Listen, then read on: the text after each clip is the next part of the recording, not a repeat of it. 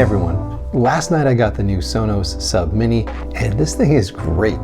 It sounds almost as good as the full-size sub that I have, and it's kind of perfect for music. I'm primarily going to be using this paired with a Sonos Beam 2 in my bedroom, but it really got me thinking because I'd love to be able to connect this to my pair of Move speakers that I have in the kitchen if we're having a party, or to use it with my Move 2 that I have in the basement. Unfortunately, Sonos in all of their wisdom has decided that you're not allowed to connect either of their subs to any portable products.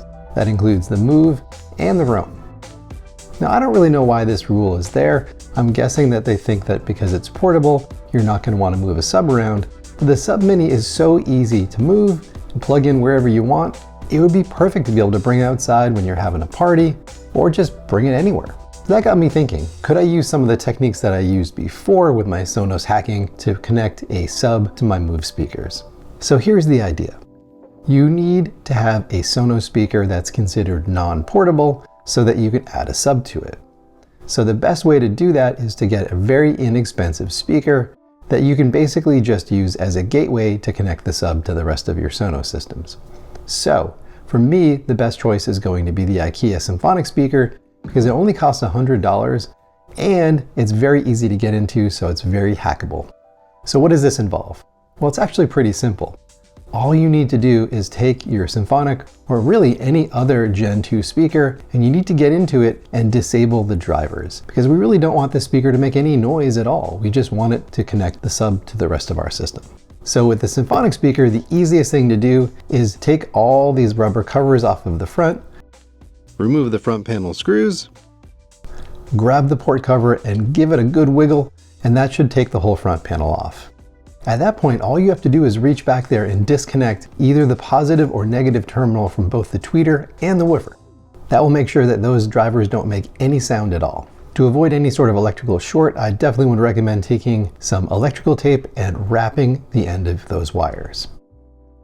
Now the cool thing is you could even find a broken Sonos speaker, maybe with a blown tweeter or woofer, and that would work fine because we don't need the drivers or the amps. We really just need the computer inside the Sonos in order to connect to the sub.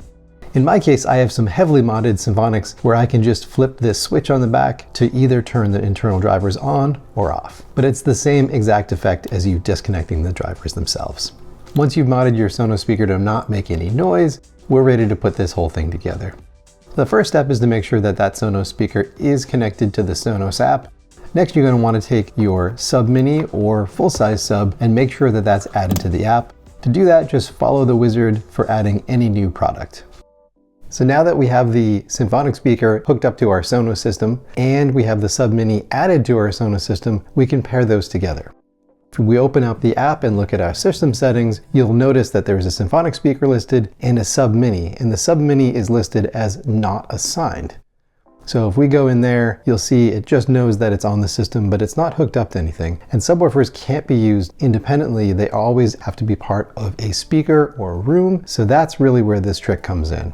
So if we click on the Symfonisk speaker, you'll notice that there is an option here that says Connect Sub. So we'll go ahead and hit that button. And then we'll go through the wizard. So we're going to hit continue. We're going to choose the Sub Mini because that is unused. And this will just take a few seconds for it to figure out where the Sub Mini is, and it will associate it with the Symfonisk speaker. All right, so now the Sub Mini is associated with our Symfonisk system. One thing I'd recommend doing is changing the name of the Symfonisk speaker to something a little more recognizable. Let's go ahead and call this Subwoofer. So that's all there is to the setup process. So we have a Symfonisk speaker that makes no sound at all, but it's connected to the Sub Mini. So it's basically a way for us to use that as a room that we can group with other rooms to add the subwoofer. So how do we use this new subwoofer that we've created with a portable speaker like the pair of Moves that I have here in the kitchen?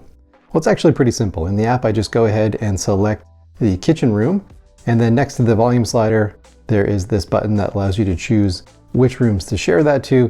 We'll scroll down and we'll choose subwoofer. And for now, we'll just set the volume levels at the same, so they're both 9 at this point. And if we hit play,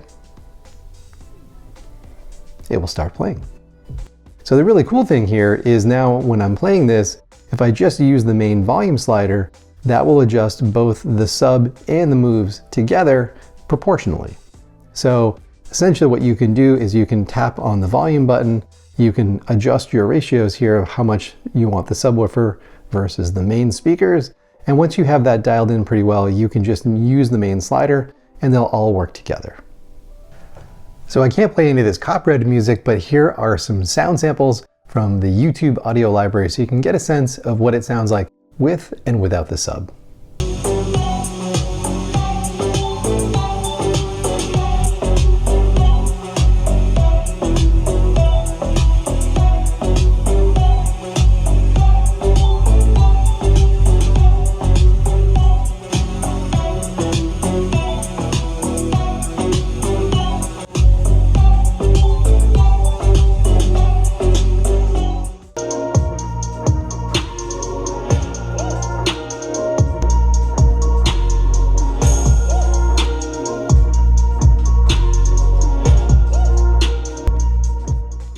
So I love this setup. It's super clean, very minimal. This makes a massive difference in sound quality. I find it's actually simplest for everyone if you go into the app and you adjust the sub level under the symphonic speaker, so it's pretty darn close to what you generally want to use. So that way you know that when you open it up in the app and you pair a portable speaker with the sub, you just leave the two volume levels at basically the same amount. You can also create a custom grouping that has your Move speakers and sub together, so you can activate it with one click. That's pretty much all there is to it. So once the symphonic speaker is set up with the sub, you can put that anywhere you want in your house. You can stuff it into a closet, you can put it in the basement, you're never going to need it again. Day to day, you just take the sub, plug it into the wall wherever you want to use it, pair it with whatever portable speaker you want, and you're done. So there's a few caveats that you should be aware of. First of all, technically what you're doing is you're grouping two rooms together. The room that has your Move speakers and the room with the symphonic with the sub attached. So Sonos really doesn't understand that that sub is supposed to be working as a subwoofer for the Moves. It just thinks it's a separate room. So what that means is that it's not going to remove the bass from the Move speakers like it normally would. In Sonos, if you attach a sub to a speaker, it will automatically roll off the bass from the main speakers so they don't have to work as hard, and it will be a cleaner sound overall. In this particular setup, that's not happening. So the Moves are still trying to produce all the same bass that they would without a sub. So that means the sound of the Moves won't be as clean as they would be if you could officially add a subwoofer.